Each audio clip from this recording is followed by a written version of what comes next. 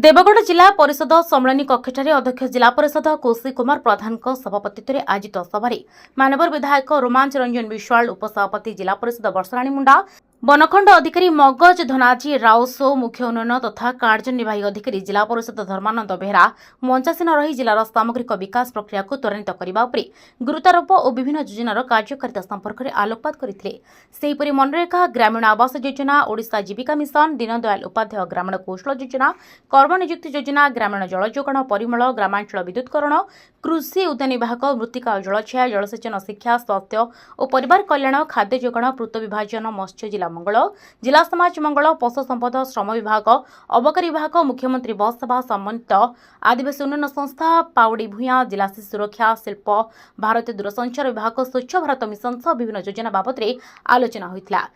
2024-25 आर्थिक वर्षर अटकल और व्ययर अटकल 2023-24 जिला परिषद देवगढ़ प्रशासनिक खर्चर अनुमोदन कर